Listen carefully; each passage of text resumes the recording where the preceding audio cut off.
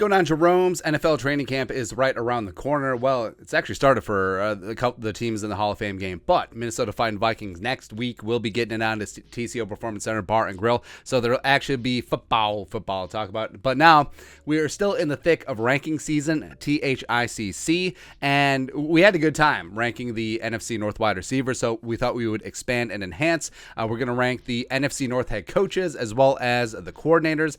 So the head coaches, you got Kevin O'Connell. You have Dan Campbell, PC bro, biting kneecaps and consuming like 2,000 milligrams of caffeine a day. No big deal. You got the 12-year-old boy. Yes, we passively, aggressively photoshopped it so that he is shorter than everyone. Cool. And then you got Matt Eberflus, who's already breaking rules.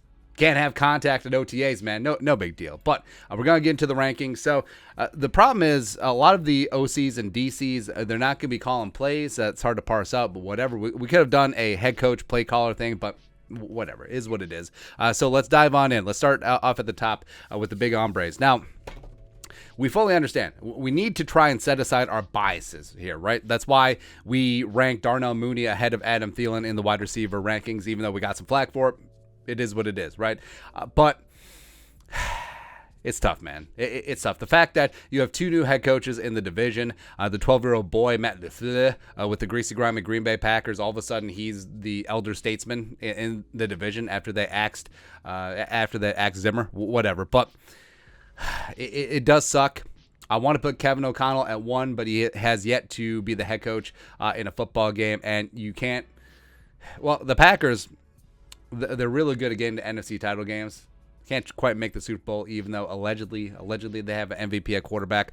So pains me to say, as of right now, 12-year-old boy will be 1. But after the Vikings whoop the Packers' ass 56-7 week 1, Kevin O'Connell will be up there at 1. Now, 2 gets a little bit interesting. So I obviously want to say Kevin O'Connell, but I really like Dan Campbell, man.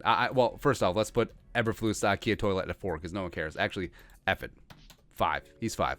Then you have Dan Campbell versus Kevin O'Connell. All right, yeah, we'll go slight homer in this spot because I do like Dan Campbell. He's a player's coach, and the Lions do play hard for him. I think that they have a nice nucleus of a team going on. But Kevin O'Connell is just going to be that guy. He's going to be the breath of fresh air. He's going to be the young McVay, actually a tall McVay, whatever. Actually, he's older than McVay. Doesn't matter. And he is going to be the offensive mind that takes the Vikings into the 21st century. Woo! Love, man. So now OCs as I die. So the issue is there's only one legit play calling OC in this group, and that's Luke Getze. He's a former Packers assistant, first time play caller. Oh, by the way, the Packers offensive brain trust, they sort of got raided. So Hackett going to the Broncos as a head coach, the only guy that Aaron Rodgers actually elect in the building. Getze going down to Chicago to be their OC under Eberflus, whatever. Now, Ben Johnson might be calling plays. Dan Campbell might be calling plays. It's still TBD. Now, last year it was Anthony Lynn, the former head coach of the Chargers, who was the play calling OC, but Dan Campbell took over mid-season. Ben Johnson was a tight end. He's a first-time play caller if he does call plays, but so TBD there, right? But Wes Phillips also hasn't called plays.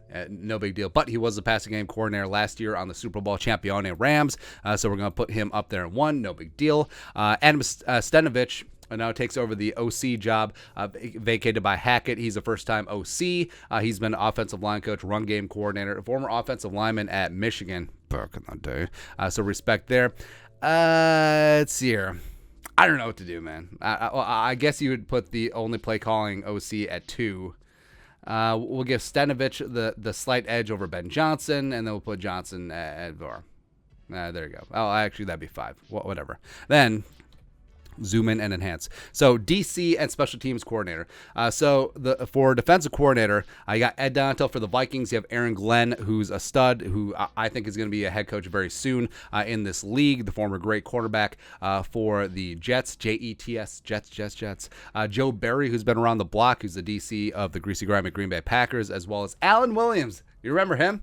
So Alan Williams was the Vikings DC from 2012 to 13, I want to say. Yeah, the last 2 years of the Leslie Frazier regime. Now, he wasn't the defensive play caller necessarily because Leslie was still very involved in the defense. But, I mean, Alan Williams has been around, man. Even though he's not going to be the play caller with the Bears. He's going to be more of a rubber stamp, but he does certainly know his defense. He is a veteran on the defensive side of the ball. So all that being said, respect. So we'll put Aaron Glenn up there at 1. I mean, Ed Donatel is another guy who's been around, but mainly he's been the lieutenant of Vic Fangio, wherever he's gone, whether it's Chicago, whether it's the Bears, etc. And they both go back to the Niners under Harbaugh when both were on staff there. So do I go Joe Barry in this spot? Yeah. I kind of have to. I mean, Joe Barry is a bad dude. Like, Joe Barry is legit. I think the Packers' defense is going to be great, and it's perfectly okay, though, because their offense is going to be straight-up booty. I'll put Donatello at 3, but that could easily rise up very quickly in short order, and Alan Williams gets number 4 by default. It's actually pretty stacked. As far as defensive coordinators go in the NFC North. Special teams coordinators. Now, this one is a little tough to parse out because special teams coordinators are generally not very well known. But we got Matt Daniels coming in, who was a former assistant special teams coordinator with the Rams and the Cowboys, learning under John Bones Fossil, son of Jim Fossil. John Fossil is probably one of the best special teams coordinators in recent history in the National Football League. Like, you put him up there with John Harbaugh. Sure. But also Rich Besacchio. He's certainly up there as well. And you remember him. He was the interim head coach of the Raiders, taking over for Chucky. Got him to the playoffs. And I really like Rich Bisaccia. And it's clear that the Raiders players, they loved him as well. Frankly, I think that he should have gotten the full-time job with the Raiders, but of course, being in Vegas, they have to make a big-time splash, so they got McDaniels, so whatever. But yeah, I'll put Bisaccia up there at 1. Hell, after the 12-year-old boy gets fired, they should just give the job to Bisaccia. I'm Rich Bisaccia. That's right. So you got Dave Phipp, who has been around the block, special teams coordinator for Philly from 2013 to 2020. And then you got Richard Hightower with the Bears, had been the special teams coordinator with the Niners for about 5 seasons. Former college teammate at Texas with Kyle Shanahan, but then he came and joined the Bears. So it's sort of whatever. I mean, maybe you have to give the edge to Phipp and Hightower just because they've been true blue special teams coordinators before. So I fully understand that. I would give the slight edge to Phipp because some of those Eagles special teams, we're not just talking about kicking and punting and returning, etc., but like blocking kicks, blocking punts, all that stuff. Yeah, so give the slight edge to Phipp there, and then Matt Daniels would come in at number 4. But he could easily rise up because I think the Vikings do have a lot of talent on special teams, especially with King Kene. They'll get things sorted out at punt returner, as well as they have a bunch of great gunners and a very good young, fast depth, which is going to make up your special team. So I do think that Matt Daniels could very quickly move up this list. So that's it for right now. So as of right meow, these are our rankings for the NFC North head coaches and coordinators. Again, we tried to take off our Homer hat.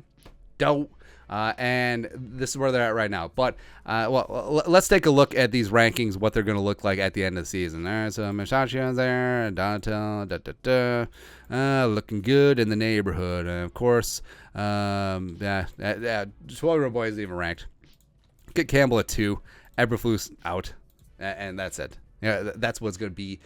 Ain't no guess. That's what it's going to be at the end of the season. But that's it. That's our ranking of the NFC Norris coaches. Let us know your thoughts on our thoughts. Where are we right?